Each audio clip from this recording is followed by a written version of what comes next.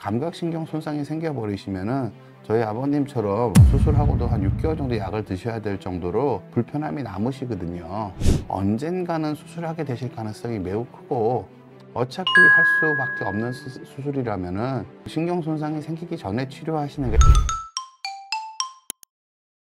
네, 안녕하세요. 비욘디 가족 여러분. 토요일 3시 정형외과 전문의 이대영입니다. 오늘은 여러분들께 좀 이렇게 제 개인적인 내용을 주제로 말씀을 드리게 됐습니다. 저희가 그러니까 척추의사가 가족을 치료하는 법이라는 제목으로 여러분들께 오늘 말씀을 드리고자 합니다. 보통 그러니까 제가 제 가족들 치료에서 제가 아쉬웠던 점들, 부족했던 점들 중심으로 말씀을 드리면서 이런 것들을 보게 되면 어떤 식으로 여러분들이 치료를 하셔야 되는지 좀 참고하실 만한 것들을 좀 볼 거고 이해하실 수 있게 될 것 같습니다. 제가 제 가족들을 치료했던 지 시간이 좀 지났는데요. 그 시간이 지나고 어떻게 변화하고 치료 사례에서 어떤 걸 배우는지 그런 것들을 여러분들께 말씀을 드리고자 하고, 여러분이 그 내용을 보심으로써 허리 치료를 어떻게 해야 되는지 이해하시는데 좀 도움이 되지 않을까 생각하고 있습니다.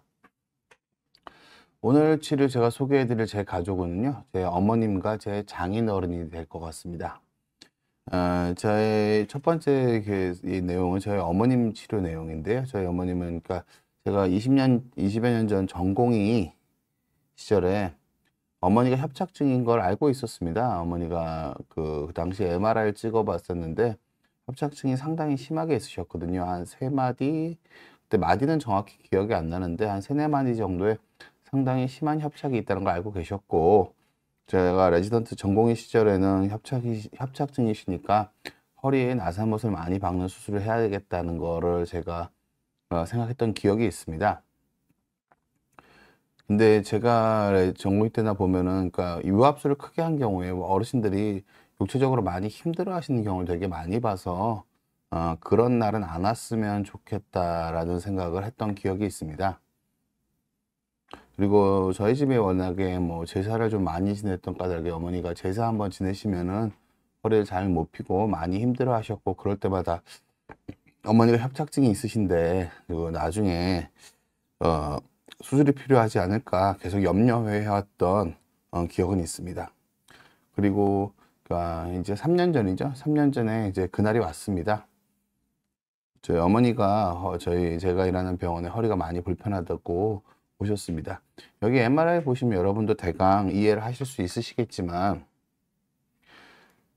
척추가 신경이 내려가는 관 자체가 너무너무 좁아져 있습니다. 좁아진 하수도 같은 것이 여기서부터 위에부터 하나, 둘, 셋, 4마디 이런 식으로 척추관 자체가 길게 좁아져 있으시고요.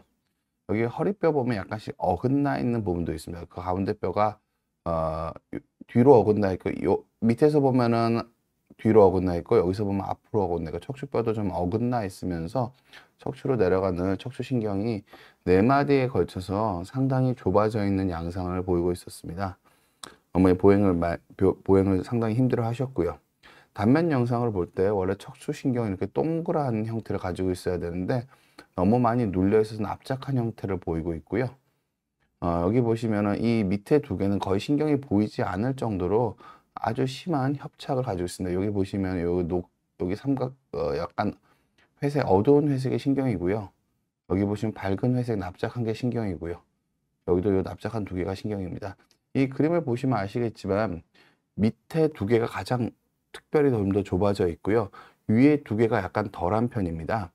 그리고 위에 2개 중에서도 두 번째 거는 협착이 약간 덜한 편이고, 맨 위에 건 협착이 좀 덜한 편이긴 한데 이것도 상당한 정도의 협착이 있었습니다. 그래서 제가 어머니를 수술을 안 할 수가 없어서, 어머니 보행장애가 있으셔서 수술을 안 할 수가 없어서 수술을 하기로 마음을 먹었습니다.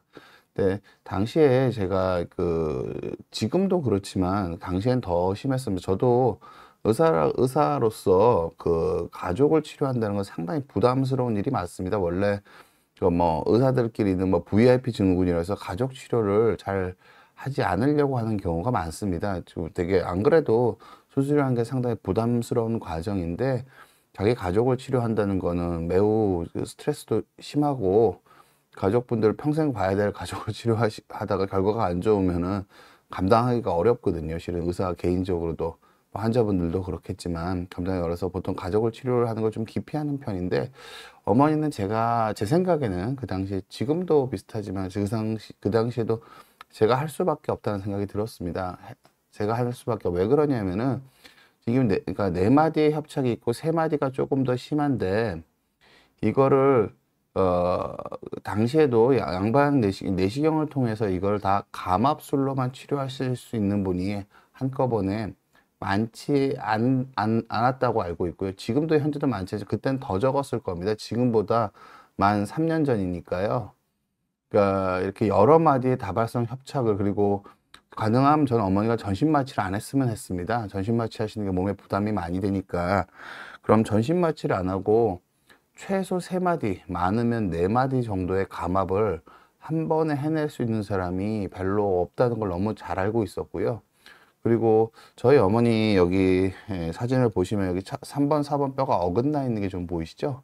이렇게 어긋나 있을 때는 치료를 할 때 후관절을 건드리지 않고 감압을 하는 것이 허리의 안정성에 도움이 나. 뼈를 최소한으로 건드리고 수술하는 게 허리 안정성에 도움이 되는데, 일반적인, 지금도 그렇지만 허리 내시경을 이용한 척추 감압술의 허리 감압술의 표준적인 치료에서는 어느 정도 골절제를 하면서 감압을 하는 게 표준적인 치료 수식으로 되어 있습니다. 그래서 다른 분들한테 맡기면은 하반신 마취가 아니라 전신 마취가 하게 될 가능성이 크고, 골절제를 좀 더 해서 하게 될 가능성도 크고, 그리고 하반신 마취, 골절제, 그리고 세 마디 이상을 한꺼번에 감압하시는 분이 지금도 별로 많지 않지만 그때는 더 적었습니다. 그때는 더 적었기 때문에 제가 원하는 방식으로 치료를 해 주실 분을 전 제 주위에서 찾는 게 거의 힘들었었습니다. 그래서 저도 매우 부담스럽지만 어쩔 수 없이 어머니를 제가 치료하기로 했었습니다. 그래서 하반신 마취를 이용해서 후 관절을 안 건드리고, 이 당시에도 저도, 그러니까 원래 양방 내시경 치료의 교리처럼 되어 있는 표준적인 치료는 후 관절에 대한 어느 정도 골절제를 하고 감압을 하는 게 표준적인 치료 수식이었는데, 그러니까 뼈를 어느 정도 좀 절제를 하고 치료하는 게 표준적인 치료였는데, 저희 어머니이시니까 제가 뼈를 안 건드려야 됐다는 생각이 많이 들었습니다. 왜냐하면 수술하고 허리 아프다고 하시면 제가 계속 볼 건데 제가 감당할 수가 없으니까요. 그래서 후관절을 제가 좀 고되고 힘들더라도, 제가 이 당시 전까지는 후관절을 건드리고 수술하기도 하고 건드리지 않고 수술하기도 하고 왔다 갔다가 했었는데요. 어머니 치료하면서 제가 마음을 굳힌 것 같습니다. 후관절을 안 건드리고 수술하기로. 그래서 하반신 마취하에 후관절을 건드리지 않고 척추관을 넓혀줬습니다. 여기 왼쪽에 보이는 사진이나 오른쪽에 보이는 사진이 수술 전후 상태를 의미합니다. 밑에 세 부분, 하나, 둘, 세 부분이 완전히 넓어져서 넓어진 고속도처럼 내려옵니다. 특히 맨 마지막 마디는 까매져서 하나도 보이지 않는데 완전하게 넓어진 모습을 보여주고 있습니다. 수술 전후 단면 영상을 봐도 감압이 된 세 마디 같은 경우는 납작하던 신경이 동그래졌고, 납작하던 신경이 동그래졌고, 납작하던 신경이 동그래졌습니다. 그리고 근데 여기서 중요한 거는, 제가 아까 말씀드렸지만 제가 할 수밖에 없었던 이유가 후관절을 안 건드린 치료를 하시는 분이 거의 없다는 걸 알고 있었고, 세 마디를 한꺼번에 감압하신 분이 별로 없었고, 거의 없고, 하반신 마취만으로 치료하신 분도 지금은 조금 더 생겼지만 그 당시엔 훨씬 더 적었던 게 맞습니다. 이런 식으로 후관절을 보존한 치료가 뭐냐면은요, 보통 어머니 척추관을 보면은 이 뒤쪽에 있는 관절이 후관절입니다. 양쪽으로 내려오는. 근데 그 안에 MRI 상으로 볼 때 안에 있는 면적은 넓어졌지만 뒤에서 CT를 봤을 때 이 뒤쪽 관절을 하나도 건드리지 않고 다 보존되어 있는 모습이 보이고 있습니다. 그래서 이렇게 후관절을 안 건드리고 치료하는 게 수술 후에 통증도, 뼈를 안 건드리니까 통증도 작아지고, 후관절을 안 건드리니까 허리가 흔들릴 가능성도 줄어들고, 그런 치료가 맞습니다. 그래서 이렇게 치료를 했고, 제가 수술 끝나고 좀 기뻤던 거는 수술 당일날 오전에 수술을 하고 오후에 어머니를 뵈러 갔었는데, 수술한 번에 마취는 다 깨 있었는데 팔에 맞는 주사가 아프다고 하셨습니다. 그럼 다리 쪽에 통증은 거의 없으셨다는 뜻이거든요. 그런 식으로 이런 식으로 치료를 하고 제가 당시에는 아 제가 이런 식으로 어머니를 치료할 수 있는 기회를 갖게 돼서 제가 정형외과 의사로서 척추 수술한 거에 대해서 좀 보람을 느꼈던 면이 있었습니다. 잘 쓰셨습니다. 3년 정도 잘 쓰셨는데 올해 초에 허리가 아프다고 오셨습니다. 올해 초에 허리가 아프다고 오셨는데 앉았다 일어나기가 힘들고 허리가 아프다고 하셨습니다. 그래서 제가 엑스레이를 찍어 봤더니 옛날에 2021 년도에는 허리뼈가 그래도 좀 어긋나 있긴 한데 그래도 좀 어느 정도 일직선으로 내려오고 있었는데요. 요번에 찍은 엑스레이, 올해 초에 찍은 엑스레이를 보니까 허리뼈가 이렇게 뒤로 퉁그러져 있고 어긋나 있습니다. 지금 무슨 뜻이냐면은 높은 어머니가 그 허리 수술을 하고 되게 좋아하셨거든요. 활동량도 좀 많이 늘어나고 그러니까 재활이 안 되면서 활동량이 늘어나게 되면은 이런 결과가 있을 수 있습니다. 그래서 제가 이거 딱 보면서 어머니가 제가 재활 교육을 잘 못 시켜 드렸구나 그런 생각이 좀 많이 들었습니다. 결국 재활 교육이 뭐냐 그래서 어머니한테 일단 허리뼈가 아픈 거는 재활을 좀 해보자고 제가 말씀드렸습니다. 제가 어머니 2021년도에 수술할 당시에는 허리뼈 재활에 대해서 여러 가지 안내를 드리긴 했지만 지금처럼 좀 간단하고 명확한 형태로 재활에 대해서 설명을 못 드렸던 것 같습니다. 그 당시에는 배에 힘주기라고 좀 모호한 표현을 썼었고 지금은 좀 더 분명하게 코어 근육 강화란 말씀을 드리고 이 코어 근육 강화를 위한 재활 프로그램을 그때랑은 비교할 수 없이 가다듬어서 시행을 하고 있거든요. 무슨 뜻이냐면은 어머니 척추뼈를 싸고 있는 위쪽에 이 원통에 근력을 기르게 되면은 똑같은 일을 하더라도 허리뼈에 떨어지는 압력이 줄어들게 됩니다. 그래서 이 원통을 힘을 줄 수 있도록 주로는 복횡근을 강화할 수 있는 훈련을 시켜 3개월 동안 복횡근을 강화할 수 있는 훈련을 어머님께 꾸준히 시켜드렸습니다.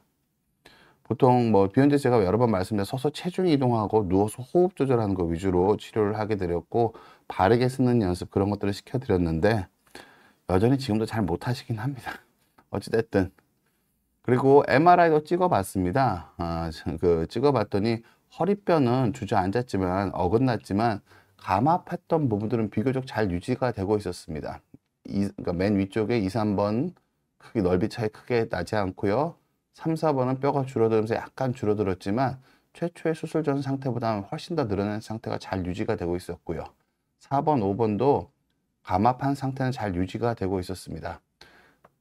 어찌됐든 어머니 상태를 보면은 그러니까 재활 3개월 동안 재활을 했더니 허리가 많이 아프신 건 상당히 좋아지셨습니다. 그러니까 코어를 강화시키면은 누구나 허리 통증은 줄어들 수 있습니다. 허리뼈 자체에 떨어지는 힘은 코어를 잘 트레이닝을 해주면은 내가 어떻게 하면 더 아프고 어떻게 하면 덜 아픈지 그리고 이 코어가 강화가 돼서 자세가 발라지고 언제나 코어에 힘이 들어간 상태를 유지할 수 있다면 대부분의 경우 허리 통증은 조절이 가능해집니다.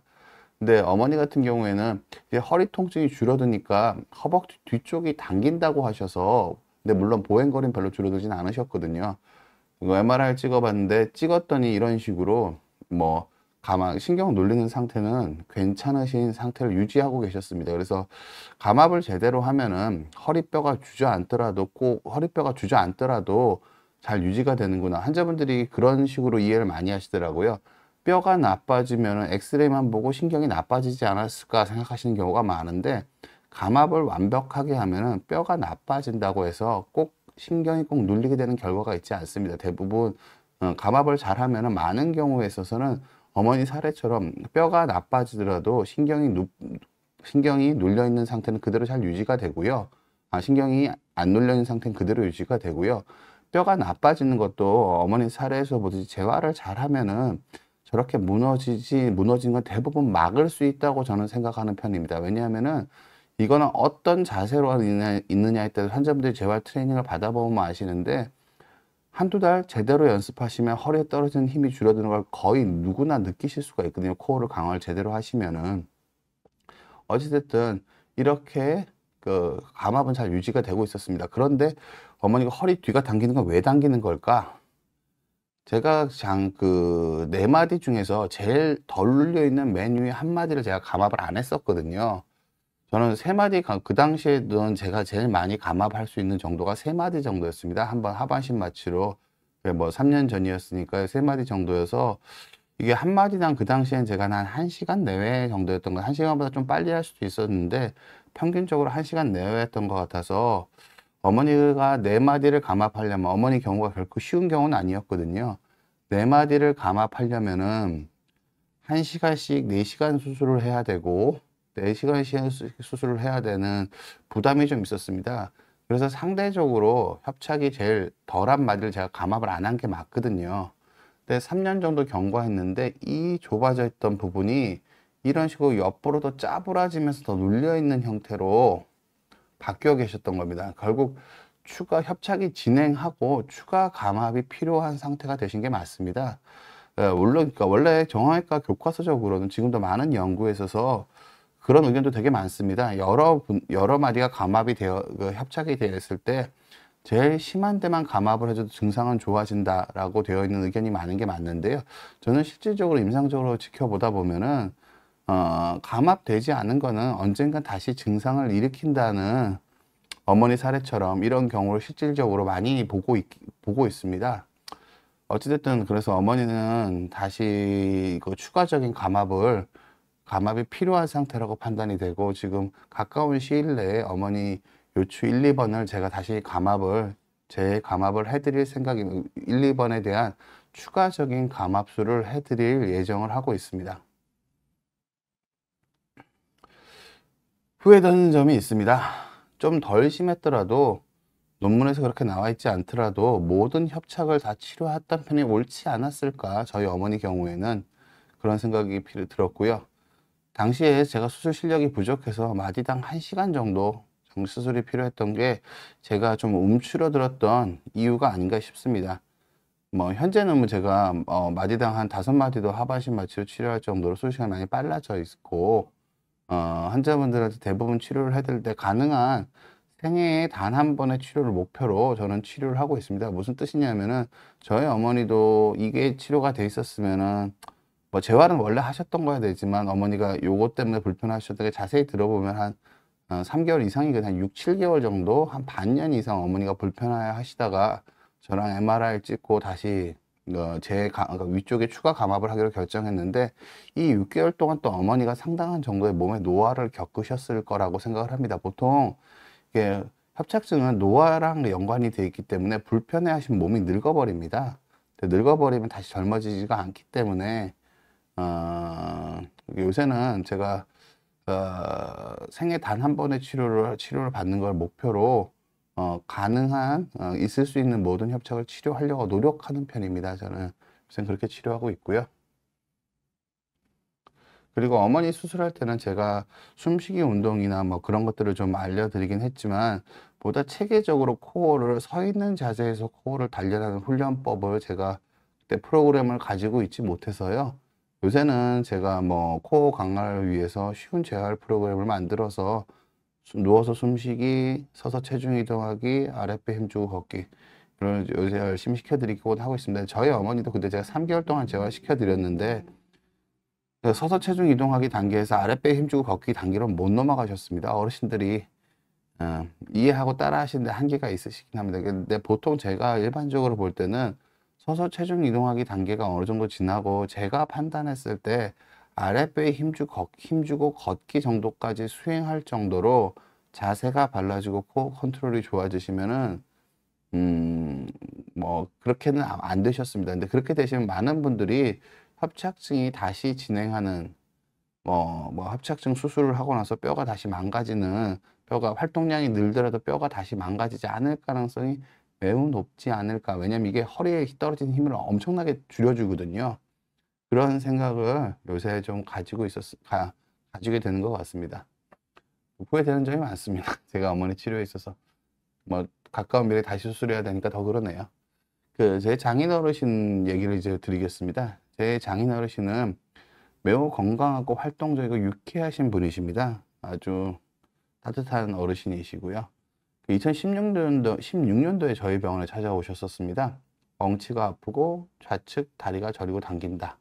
이게 MRI를 보시면은 여기 위에서 내려오는데 여기서 확 좁아져 있고요. 여기 밑에는 디스크 같이 좀 튀어나와 있으면서 척추관이 좁아져 있는 협착을 보이고 있습니다. 왼쪽은 디스크가 좀 튀어나온 부분이 좀 있고요. 여기 위쪽은 압박골절은 아닌데 척추뼈가 좀 휘면서 디스크가 좀 튀어나왔지만 척추관이 좁아져 있습니다. 보통 이런 것들은 협착증이 맞고요. 근데 둘 다 협착증인데 이건 디스크가 좀 튀어나오는, 그러니까 외상성 디스크의 요소를 약간 가지고 있는 겁니다. 가지고 있어서 저는 이 당시에 아버님이 엉치가 아프고 왼쪽 다리가 저리고 당긴다고 하셨을 때 이게 좀 디스크가 튀어나온 게, 그러니까 전체적으로 평탄하게 되어난 디스크는 원래 안 들어간다, 그러니까 흡수가 잘 안 된다고 생각을 해서 그냥 제가 뭐 수술이든 뭐 좀 적극적인 치료를 하자고 했을 텐데, 이게 측면 사진에서 보면 볼록하게 나와 있어서 이런 거는 원래 좀 볼록하게 튀어나와 있는 디스크는 그러니까 외상성 디스크의 요소를 좀 가지고 있어 약간 흡수가 될 가능성을 가지고 있거든요. 그래서 흡수가 되지 좀 않을까라는 생각으로 저는 생각을 하고 있었습니다. 여기 보시면 여기 4, 5번에 디스크가 여기 볼록 튀어나온 디스크가 왼쪽으로 좀 치우쳐서 튀어나와 있습니다. 이거는 흡수될 거라고 제가 이것도 약간 이렇게 볼록한 부분은 약간 평탄화되지 않을까. 원래 환자분들이 디스크가 들어간다고 생각하는데 디스크는 평탄화가 되는 거거든요. 흡수라는 게. 근데 이것도 좀 평탄화가 되지 않을까. 이것도 좀 평탄화가 되지 않을까 생각을 했던 것 같습니다. 그래서 아버님이 주사 치료하고 좀 낫다고 하시니까 1년에 3-4번씩 뭐 저희 병원 오시면 또 제가 또 뭐 걱정하실까 봐 그러셨는지 저희 병원 이렇게 자주 오시지는 않으셨는데 1년에 3-4번 주사 치료를 지속적으로 하셨고, 물어보면 제가 여쭤보면은 주사 맞으면 좀 괜찮다 하셨습니다. 근데 보니까 점점 주사 맞는 횟수가 좀 증가하시는 것 같더라고요. 그래서 2021년 그때 7월이니까 연말쯤에 7, 8월쯤이었습니다. MR을 다시 찍어봤습니다. 그런데 별로 안 줄었죠. 이거 튀어나왔던 것도 2016년도 거랑 비슷합니다. 2016년도랑 2021년이랑 튀어있는 게 약간 평탄화가 된 것 같기도 하고요. 이 밑에 쪽은 디스크 자체가 튀어나온 건 줄었는데 이 내부의 면적은 별로 안 늘어났습니다. 여러분들 사진 보시면은 요거랑 여기서 보면 방금 사진 보면 여기 튀어나온 건 좀 줄었습니다. 그런데 이 좁아진 면적은 별로 안 넓어졌습니다. 약간 평탄화가 되긴 했는데요. 그래서 제가 이게 저는 아버님이 불편하고 저는 외상성 디스크 요소가 조금씩 있으셔서 이게 좀 흡수가 되면서 좀 나아지지 않을까 생각을 했는데 흡수가 거의 안 됐더라고요. 그래서 제가 생각을 좀 고쳐 먹었습니다. 그러니까 연세가 드신 분들이 이렇게 디스크가 튀어나온 건 젊은 사람 디스크처럼 잘 흡수가 안 됩니다. 퇴행성 요소를 많이 가지고 조직이나 그런 거에 탄성이 낮기 때문에 젊은 사람의 디스크 이론대로 연세 든 사람의 디스크가 흡수될 거라는 거는 매우 일반적으로 상당히 좀 무리 있는 내용입니다. 보통 기본의 연구가 디스크 흡수 같은 거에 대한 연구도 대부분 젊은 사람에 대한 연구가 밖에 없고, 연세 드신 분들이 디스크가 터졌을 때 어떻다라는 연구가 별로 없어요. 거의 없는 실정입니다. 그래서 젊은 사람들에 대한 연구밖에 없다고 해서 젊은 사람들에 대한 연구 결과를 연세 드신 분들한테 설명으로 쓰는 거는 저는 그건 적절하지 않다고 생각해요. 실제로 환자를 보는 입장에서는 저도 근데 원래 그렇게 생각을 하긴 해왔는데, 제가 저희 장인어르신이고 치료 안 했으면 하니까 제가 억지로 좀 긍정적으로 제가 제 편한 대로 판단했던 것 같습니다. 수술을 했습니다. 하반신 마취로 후관절을 보존하면서 위쪽에 감압을 했고요. 요추 1, 2번에 감압, 4번, 5번은 그냥 후관절을 보존하지는 못하고 그냥 후관절을 아주 살짝 건드리면서 디스크 절제술을 시행했습니다. 여기 보시는 것처럼 여기 꺾여 있는 게 좀 늘어났고요. 여기 이렇게 되어 있는 것도 뒤쪽이 늘어났습니다. 네, 늘어났습니다. 여기 보시는 여기 뒤쪽이 까맣게 꺾여 있던 것도 여기가 디스크가 제거된 모습입니다.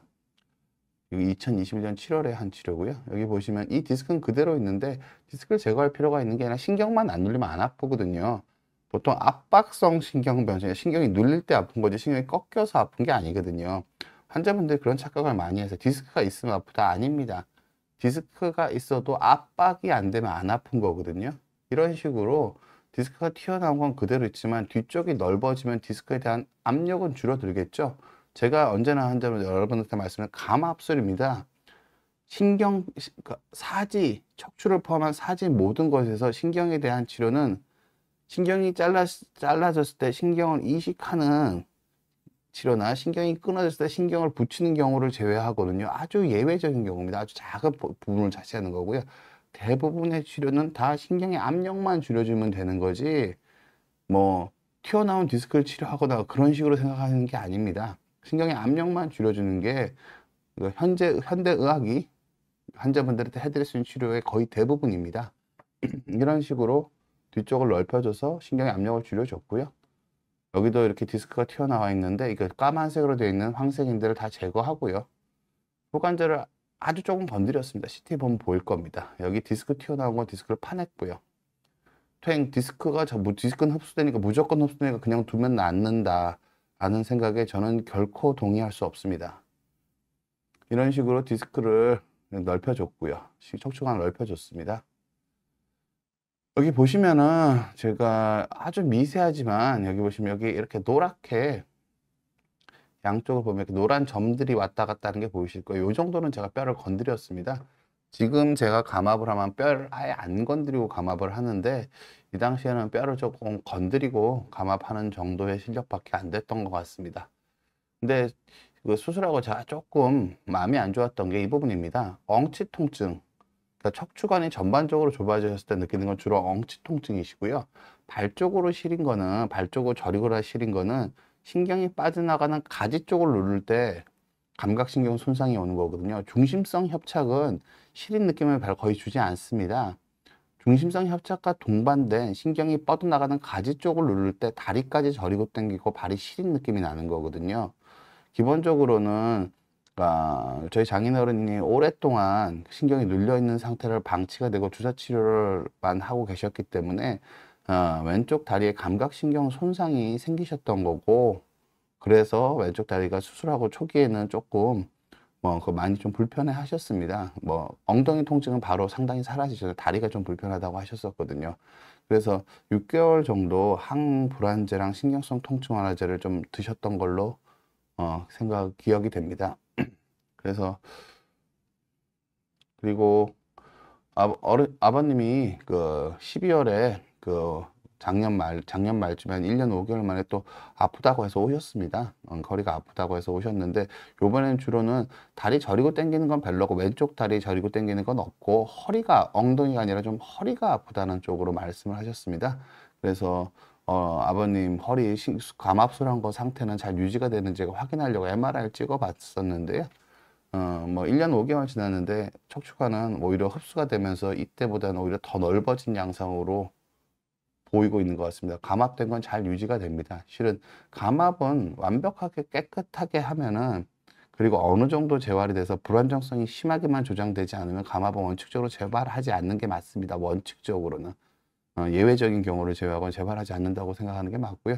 감압 상태는 잘 유지가 되고 계셨고, 아버님이 연세가 드시면서 허리에 떨어진 힘이 잘 차단이 안 되면서 허리 통증이 생겼다고 판단이 되어서 아버님 허리 재활을 하시도록 재활 교육을 제가 좀 시켜드렸었습니다.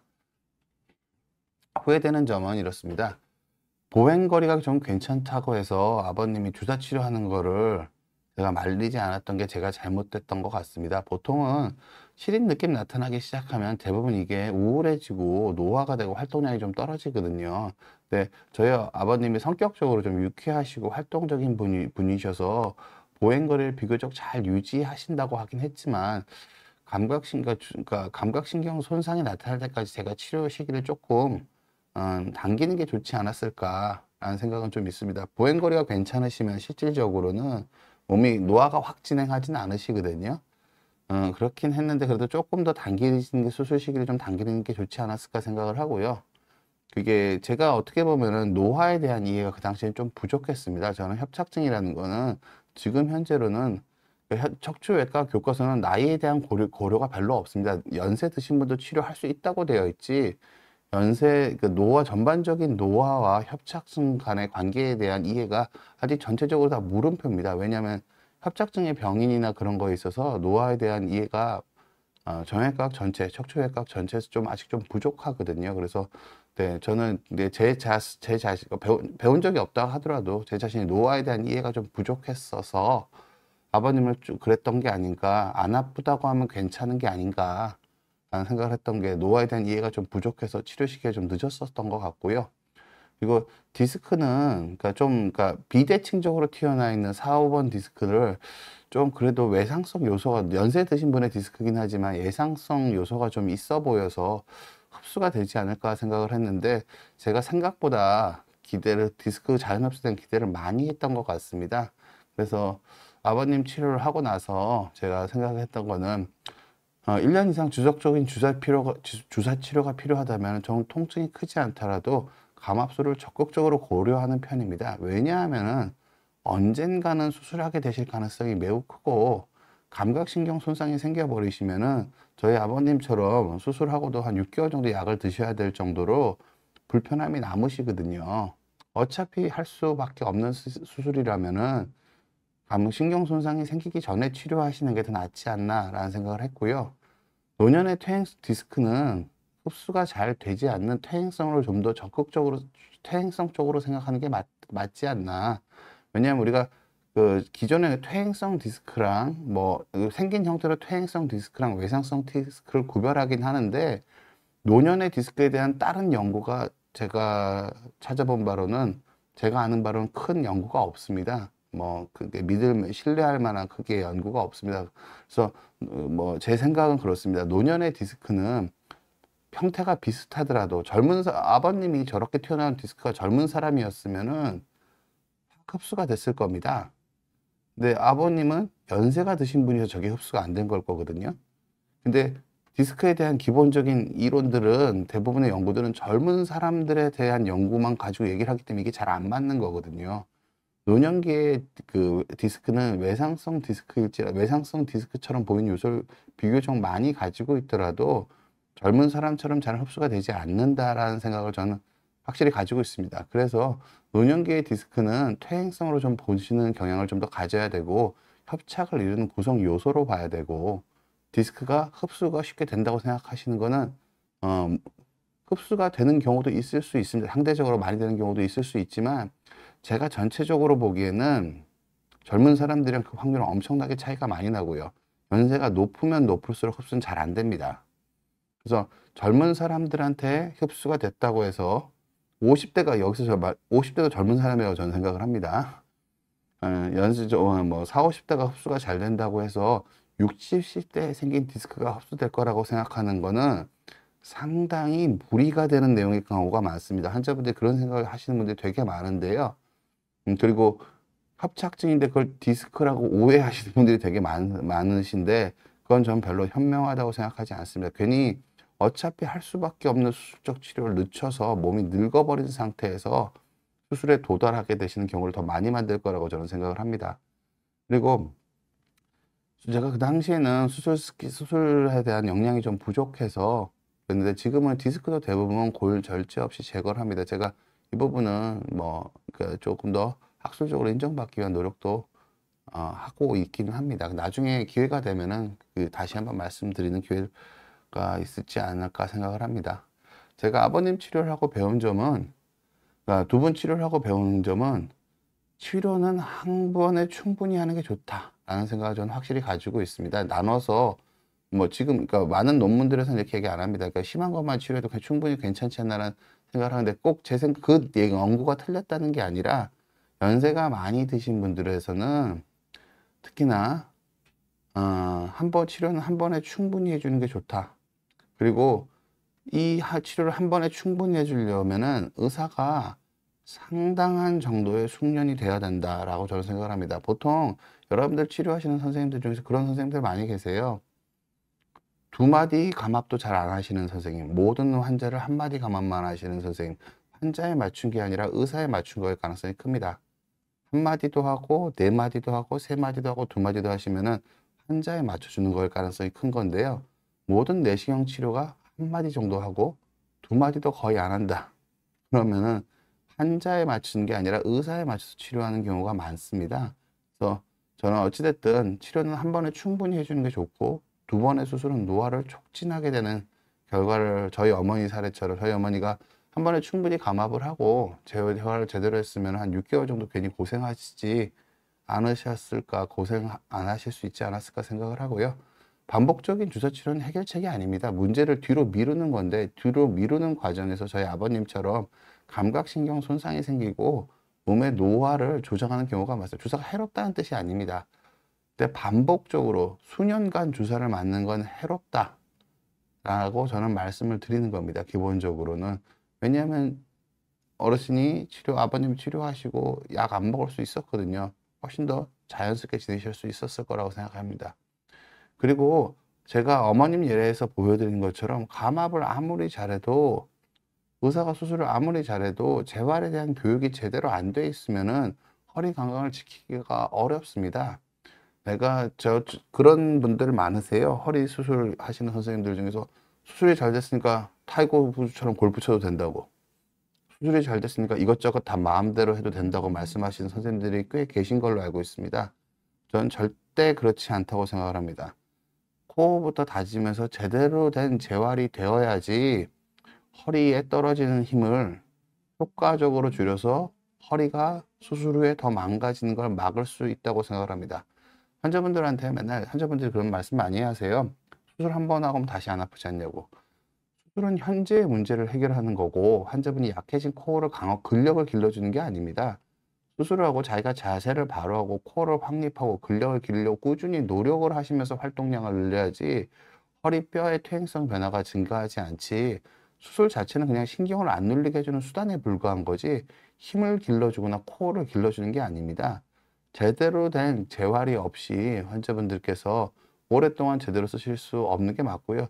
제가 저희 어머님도 결국 어머님께 제대로 된 재활 교육을 잘 못 해드려서 저희 어머님이 저렇게 허리가 더 어긋났다고 저는 생각을 하고 있습니다.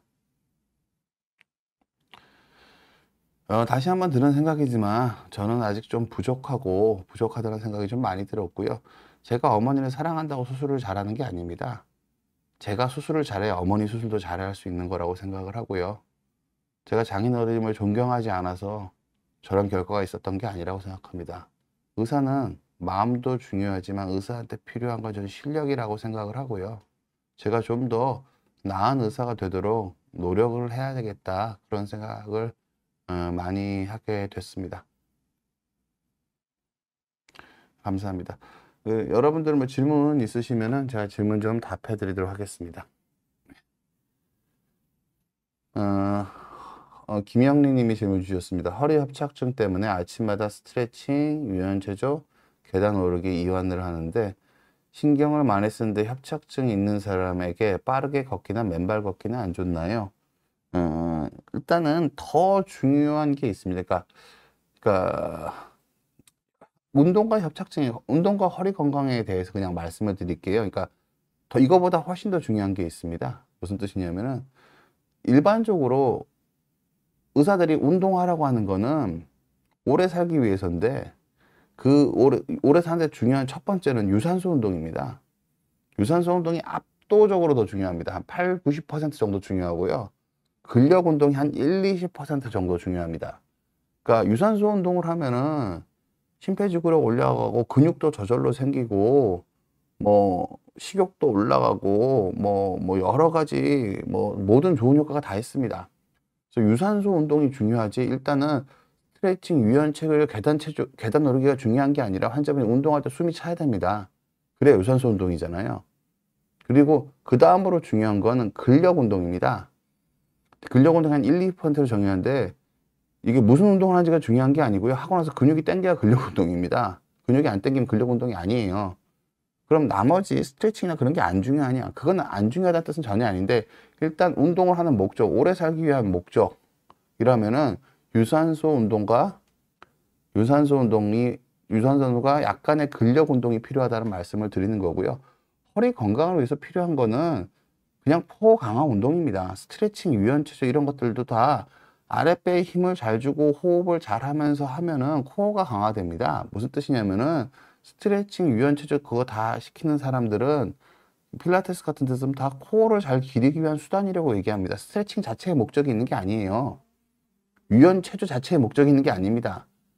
유연하게 하는 것도 코어에 힘을 잘 줘서 요추는 안 움직이고 흉추가 잘 움직이게 하는 게 유연 체조고요. 코어에 힘을 잘 줘서 요추는 안 움직이고 고관절이 잘 움직이게 하는 게 유연 체조고요. 스트레칭도 스트레칭 할 때 배에 힘을 잘 줘서 코어를 유지하면서 팔다리 움직임과 코어를 연결하는 게 스트레칭이고요. 계단 오르기는 그냥 근력 운동과 유산소 운동을 짬뽕해 놓은 겁니다.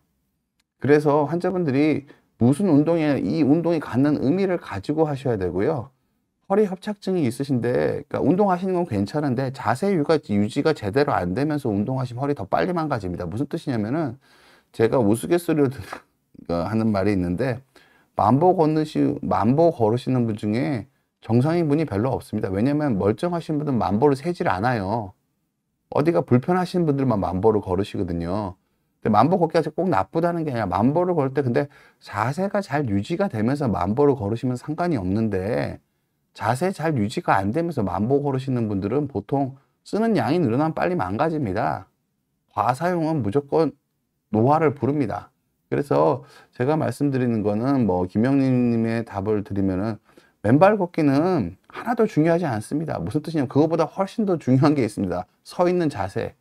서 있는 자세가 꾸부정하고 그러니까 꾸부정하게 서서 뭐 맨발로 걷는 거랑 허리를 펴고 맨발로 걷는 거랑 뭐 꾸부정하게 신발 신고 걷는 거랑 허리 펴고 맨발 걷는 거랑 그러니까 맨발 걷기가 그러니까 의미가 있는지 없는지 전 정확하게는 잘 모르겠습니다. 족부 의사로서는 권하기는 쉽지는 않은데 어쨌든 전 정확하게는 잘 모르겠습니다. 그런데 그거보다 훨씬 더 중요한 게 있으니까 환자분한테 저는 말씀을 드려요. 언제나 의학적 지식을 볼 때 내가 관심 가는 거 위주로 조합을 하면 완전히 새로운 소설이 됩니다. 더 중요한 게 뭔지 생각을 하다 더 중요한 거 중심으로 생각을 하고 더 중요한 걸 잘 관리하려고 투자해야지 건강이 잘 관리가 되고 인생이 효율적입니다. 보통 무슨 뜻이냐면 우리나라 요새 그런 통계도 나오잖아요. 우리나라 사람들이 건강에 대해서 자기가 아프다는 생각을 많이 하신다고 되게 오래 사는데 그러니까 자잘한 건강 지식들이 많은 거랑 관계가 있으세요. 중요한 거 유산소 운동이 중요하다 그것만 알면은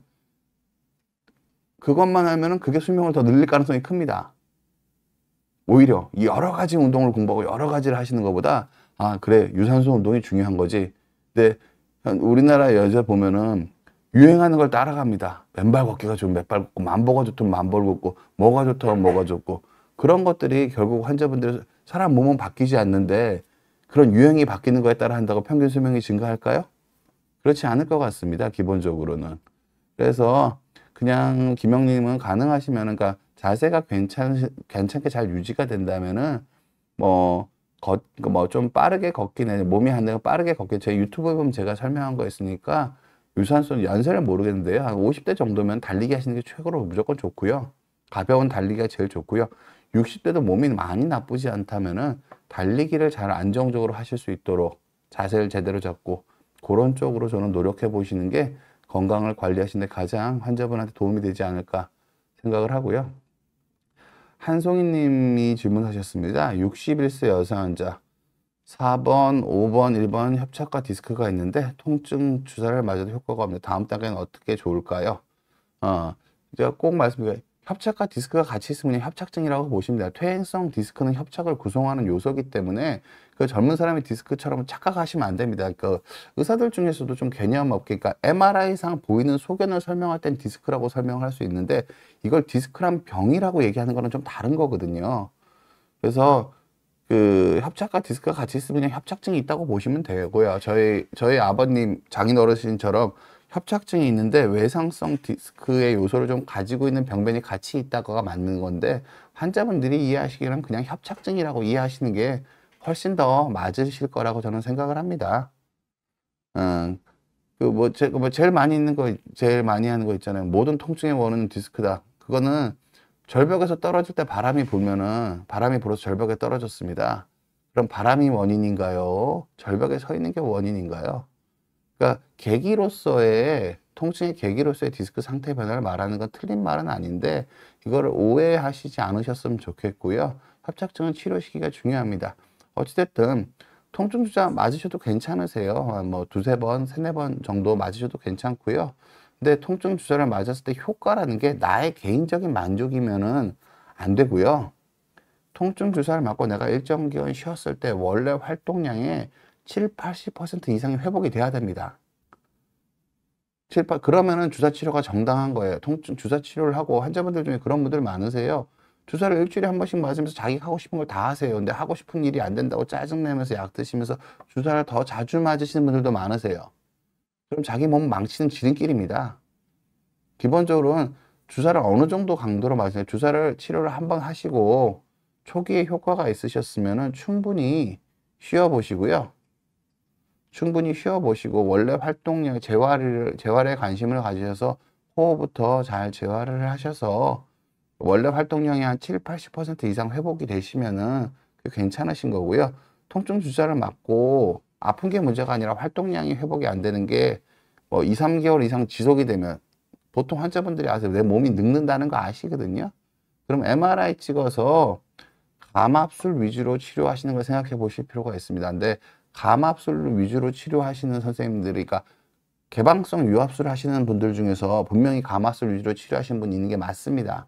그런데 내시경 치료가 능숙하신 분들이 보통 감압술 위주로 치료하는 확률이 더 높은 것도 맞는 말입니다. 그래서 감압술이 능숙한 선생님을 찾아서 상담을 받아보시는 게 맞습니다. 왜냐하면 유압술을 전문으로 하시는 분들은 유압술을 주로 모든 치료의 8, 90%를 유압술을 하시는 선생님이 되게 많으시거든요.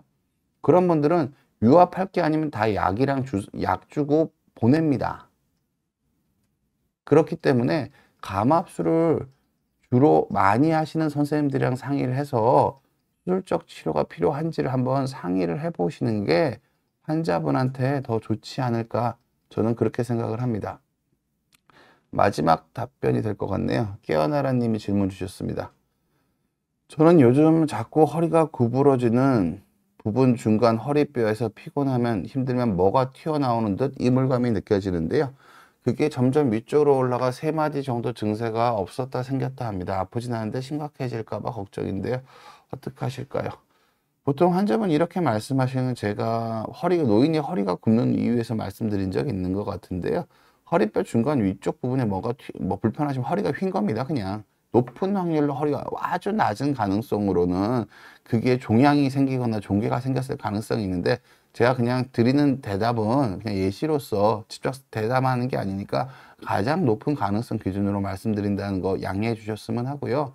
그냥 협착증 때문에 허리가 휘는 겁니다. 근력이 떨어지면서 허리가 점점 더 휘시고 허리를 필 능력이 없어지시는 거거든요.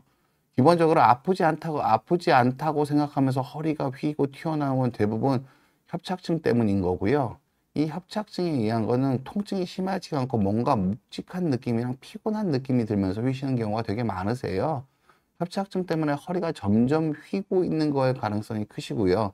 제가 뭐 비욘드에서 촬영한 노인이 허리가 휘는 굽는 이유란 영상 참고하셨으면 좋겠고, 추세적으로 진행하신다면은 감압술에 능숙한 선생님이랑 진료를 한번 받아보시는 게 환자분의 노화의 진행을 조금 잘 관리하는 데 도움이 되지 않을까, 그렇게 생각하고 있습니다. 예정된 시간이 다 됐고요. 여러분, 토요일 3시에 여러분 이 시간 함께 해주셔서 감사하고요. 여러분 모두 모두 건강한 주말 보내셨으면 합니다. 감사합니다.